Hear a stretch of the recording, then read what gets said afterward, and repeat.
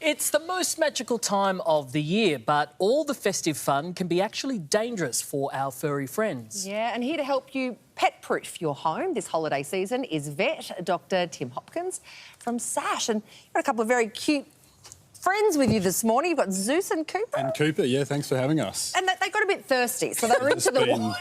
Keeping themselves hydrated. Yeah, that's smart. Now, let's start with Christmas leftovers, shall we, Tim? Yeah. Plenty of people. We've got a fridge full of them. Yes, yeah. Should we be passing it on to our animals? No, I mean, at this time of year, it's a really big problem for us in the emergency department. We see lots of dogs presenting who've eaten chocolate or macadamia nuts or the raisins and grapes in fruitcake and Christmas pudding and things like that. So certainly there's lots of toxicities there, but also dogs that have simply gotten into the garbage and have made themselves very sick from getting too much fat and subsequently getting things like pancreatitis, which can be very dangerous. So there's some well-known ones and some less well-known problems out there. You shouldn't give the lamb bone to pup. No, it's tempting to, you know, when you've got all those leftovers. But yeah, I would steer clear, especially at this time of year. Yeah. They've probably been scavenging in family events and at the park and things like that. So you know, it's very high risk period for pancreatitis. Okay.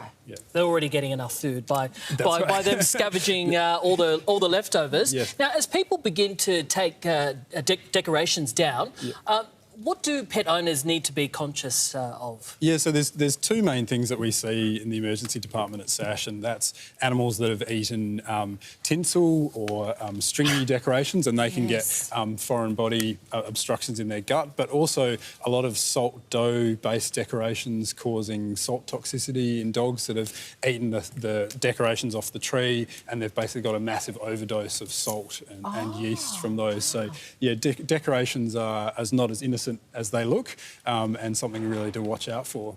The other things, I guess, that are probably more surprising to the viewers would be we see a massive spike in rat bait toxicity because people have visited other people's houses and they haven't checked that family hasn't put away the rat bait, or they've gone on holiday and the holiday home has rat bait down. So little things like that just to be aware of. And you know how things are over Christmas. People are in and out of the house. Doors and gates are sometimes left open, which is really worrying if your pet runs out of your yard. How do we track them down? How do we find them if that happens? Yeah, well, especially as we go into New Year's with the fireworks and even storm phobias at this time of year, there's lots of animals that will get out, and it's really important that you've updated your microchip details so that if they are found and we can easily relocate them with their owners. But also we do have these wonderful tracking devices that you can attach and use.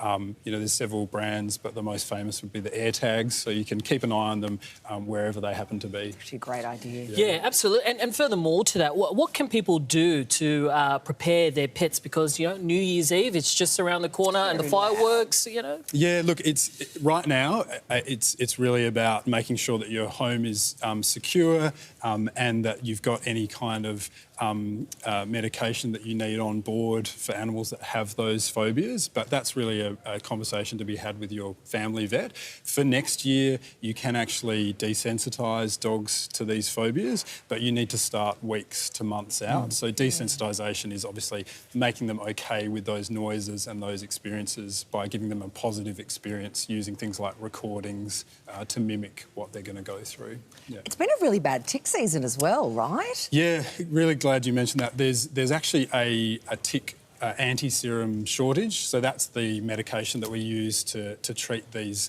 really nasty, dangerous cases, and it's a life-saving medication. And nationally, there's a shortage, and there's no current end in sight to that shortage. So it's really important that everyone has have their pets on tick preventative medication, because the easiest way to avoid it is to have them on one of these, you know, very good preventatives, which are very good at doing their job.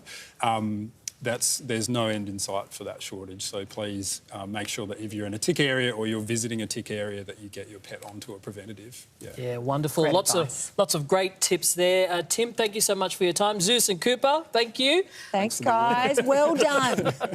Well behaved. Now stay with us, still to come. Heading